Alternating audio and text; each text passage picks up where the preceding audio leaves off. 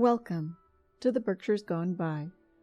History and folklore about the westernmost and most beautiful county in Massachusetts. I'm your host, Brooke. Since Lee was settled, there's been a lovely little spot where people would go to get a view and take a break from the summer heat, and it's right in town, up above Main Street. A place called Ferncliff. Ferncliff isn't marked by signs, but if you went to school on High Street, you probably know about this place. Knowledge of its existence outside of Lee is not widespread, probably to the delight, or maybe the dismay, of the neighbors. But I'll get back to that idea in a moment. For now, let's talk about history. That's what this show is about anyway. Long ago, and I'm talking about the Ice Age, glaciers slowly slid across New England, carving out the land, tearing up boulders, and dropping them great distances away from their source. This tilling of the earth created hills called drumlins. A drumlin has a very specific shape and often features things such as boulders and cliffs. This shape is vaguely like the back of a spoon. When these glaciers receded and melted away, they left quite a few of these hills behind in the Berkshires. Ferncliff is one of these. It features cliffs, of course, judging by the name, and glacial erratics, the term for those large boulders left behind. When the climate became warmer and vegetation began to replace the ice, this spot underwent many transformations, until Europeans arrived on the scene. Then they had a hand in its changing.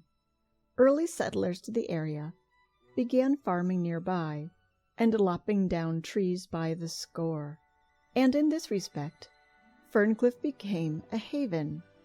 Its craggy slopes made it just difficult enough to navigate that its ancient trees were for the most part left alone. After early residents had pulled down all of the trees of the most profitable sort, Ferncliff remained a local spot where examples of those rather hard-to-find varieties could be viewed, as the village sprung up below and gradually grew to become a town. Ferncliff remained a coveted spot for those interested in the field of American botany, to study the plants there, which had been allowed to remain pretty much undisturbed.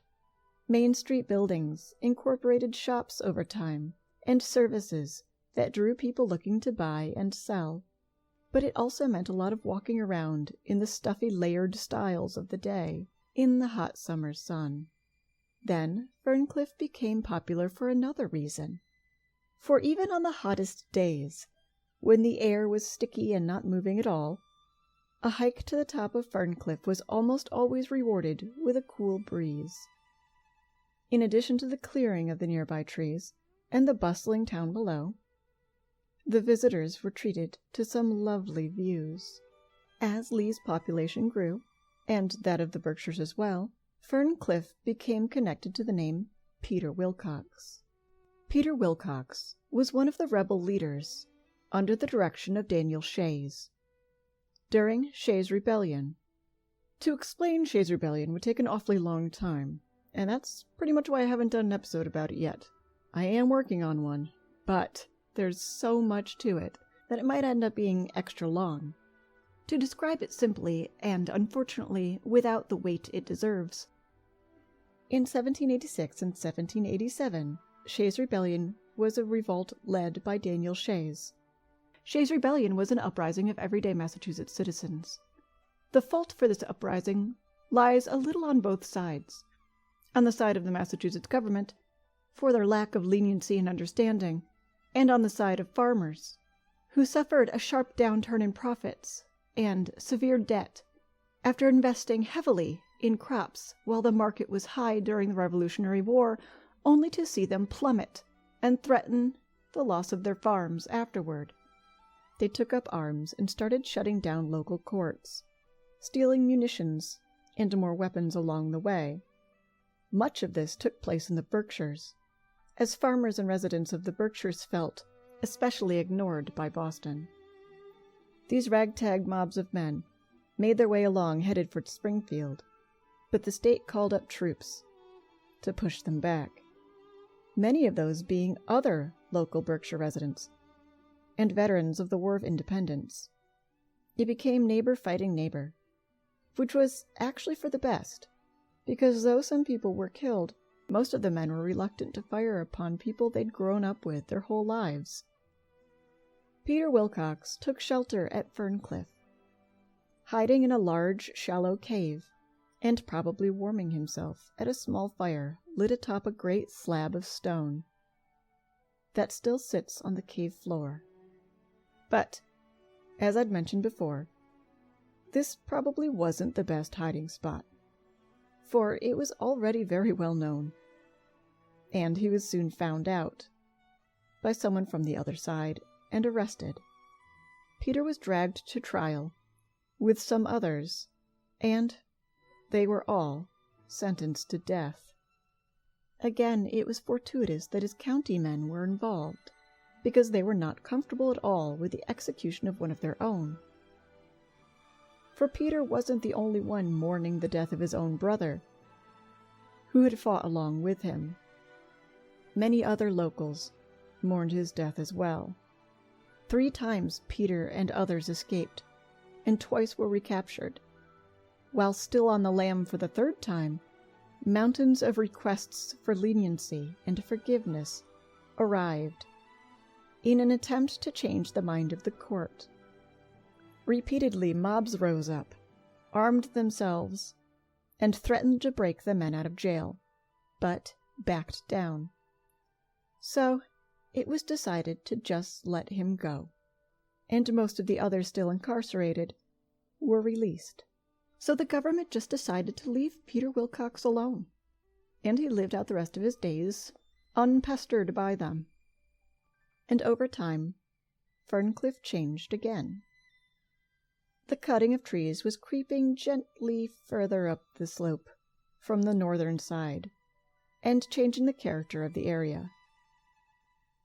The clearing of these trees revealed an enormous glacial erratic that was named Union Rock. As the population grew, so did tourism. City folk, looking for peaceful pastoral scenes away from their gritty origins, found themselves exploring the Berkshires. And the Berkshires were ripe with just that sort of thing. The owner of the land, Thomas Heaphy, saw these things as a whole and decided to improve the area for visitors. More obvious paths were cleared, and a set of wooden stairs were built at the end of Union Rock, so that visitors could climb upon it and see the view from there, the river to the northeast, and to the west and south, the lovely mountains in the distance, and the steeple of the First Congregational Church, the tallest wooden steeple in the U.S. The path continued to the top of Ferncliff, a spot called the Trysting Place, where visitors would sit upon the large flat stones, and perhaps picnic. And then the path continued down around the back to Peter's Cave, where people would sometimes have campfires upon the same large slab of stone that Peter had used while he had chosen the spot as a hiding place.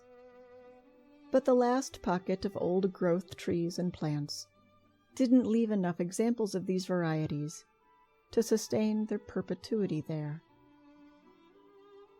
And the wide range of rare examples dwindled slowly down to a few. The property changed hands over the years,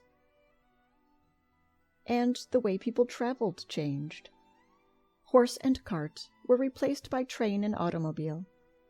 People could go even further in a day. Suddenly, traveling from New York City or Boston to the Berkshires was so much easier. This, for a split moment, offered a boom to business, locally, but almost as soon as people could get their hands on a car, the First World War reared its horrifying head. The U.S. found itself involved, and young American men and women by the boatload were shipped off to war. And back in the U.S., Americans were asked to do all that they could to help with the war effort. Tourism took a nosedive. When the war was finally over, those who came home had seen the very worst of life, but also the very best of Europe. Young Americans, if born 20 years before, would have been lucky to travel beyond their home state. But now, they'd been shipped to the other side of the world and had seen fabulous sights in amazing countries, steeped deep with history.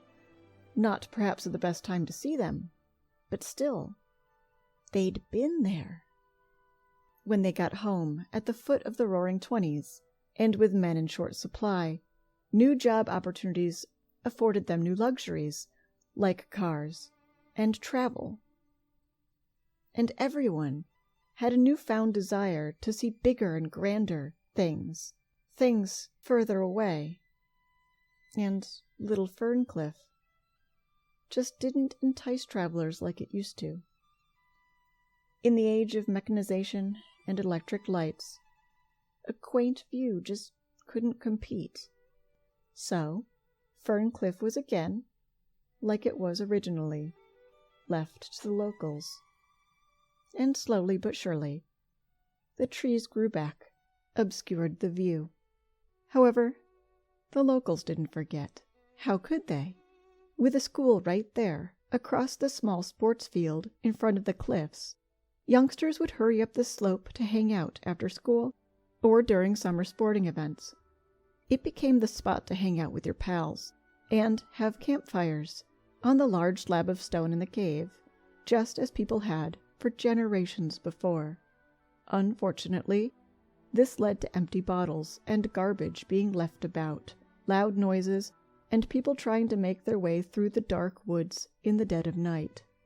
The neighbors weren't pleased. The town had come to own the land, and at one point considered restoring the trails and views to attract people back.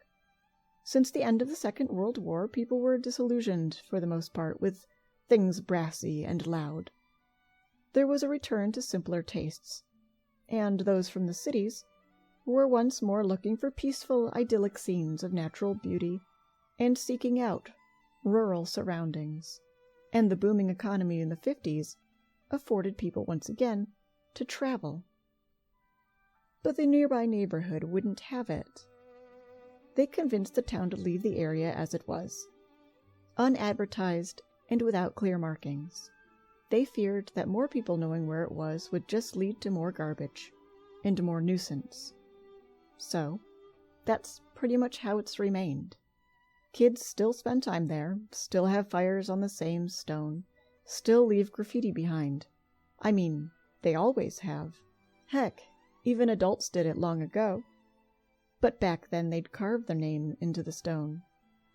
There's a beautiful photograph from 1893 by Charles F. Warner in the book Picturesque Berkshire, published in the same year, of some children having a campfire in the cave, and behind them, the names and dates of visitors, chiseled into the stone, or painted carefully in white, litter the cave wall.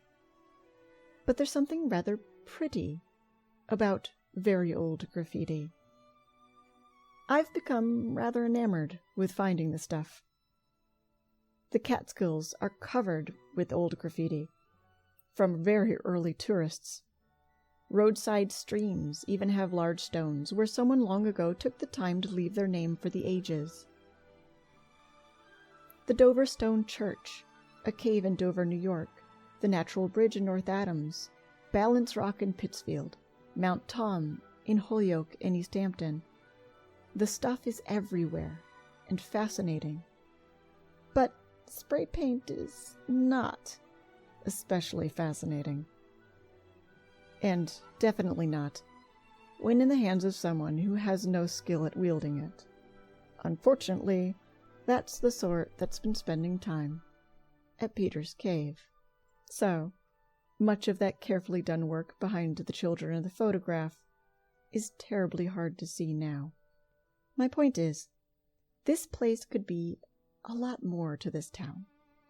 This is a place that really could be a beacon, a beautiful quick walk that leads to a perfect view of Lee. And the fact that you can walk in no time from Main Street shops and restaurants to a vista is astonishing. It's really right there. And the trail is easy. There's a steep option, if you prefer, but a gradual one too, for people that might not be as able to negotiate a severe slope. And I mean, it's there now. It is town property and a park. You could hike this today if you desired. And I do understand the neighbor's perspective. There are cons for them, like parking, as the tiny unmarked parking lot there can only accommodate about 3 cars. But people don't have to drive there. They can park elsewhere and walk. But again, I'm getting distracted. The neighbors believe that more people means more hoodlums and more trash. However, history has taught us that that's not quite the case. Troublemakers don't like to hang out where they're going to be caught. Teens aren't going to spray paint cliffsides, litter, and drink where they think that some family might come strolling along and catch them. Stargazers climbing to the height to view the night sky, or those wanting to see the glittering lights of the adorable town below, are a deterrent to those who want to party around a fire all night. Olivia's outlook is a good case in point. On Richmond Mountain Road in West Stockbridge, just over the line from Lenox, this scenic outlook was once little more than a roadside pull-off that happened to have a stunning view. And, unfortunately, tons of trash. The isolated spot made it an easy place to discard broken TVs and box springs.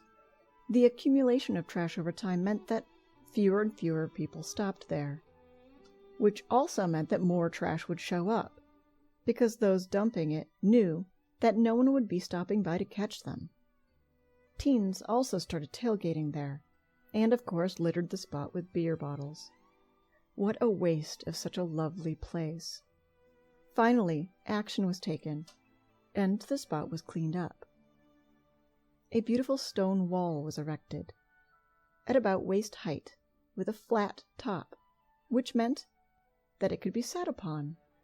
A perfect spot to sit and eat lunch, and take in the scenery, the Stockbridge Bowl below, and the mountains in the distance. Trails nearby were marked and cleared, and new signage was added. Olivia's outlook was also added to many guidebooks and hiking brochures. Tourists and local hikers alike started showing up, and garbage didn't. The dumping problem stopped. In fact, the spot is so beautiful now that it's become a destination for people looking to get wedding and engagement photos taken. The more people going there with good intentions canceled out the few with bad. And that could be a bright future for Ferncliff. Sometimes preserving the beauty of a place doesn't mean limiting visitors. It means making it accessible to people that will fall in love with it. If you want to find Ferncliff and climb the quick hike to the summit, take Ferncliff Street off of Main Street in Lee. Parking can be odd, but if there's space, you can park in the little dirt lot where Dublin and Ferncliff streets meet. Across the road you'll see a sports field. While standing in the field, you can see cliffs and paths ascending into the woods. The trail to the left passes Union Rock. The trail to the right heads toward the peak, also known as the Trysting Place. Either path eventually loops around the back of the hill to Peter's Cave. The trails aren't well organized, kept, or marked, but the area is small, so chances of getting lost are pretty slim. I'm going to draw a map and include it with this episode on the Berkshires Gone By website. This is a spot that deserves to be loved, just as much as generations before it loved it. Because when places are loved, they are maintained and protected. And what a perfect way to round out a day spent in lovely Lee than to watch the sunset from Ferncliff, and maybe even with a sweetheart at the trysting place. This has been The Berkshires Gone By, created, written, directed, and read by myself, Brooke Renier, and co-produced by Deanna Garner. You can see old photos related to Berkshire history every day by following us on Instagram and Twitter. You can see photos and find episodes on Twitter, Facebook, and at our website, www.theberkshiresgoneby.com, where you can find photos specifically related to each episode and every episode we've ever made. We hope you'll join us for our next episode. Thanks for listening.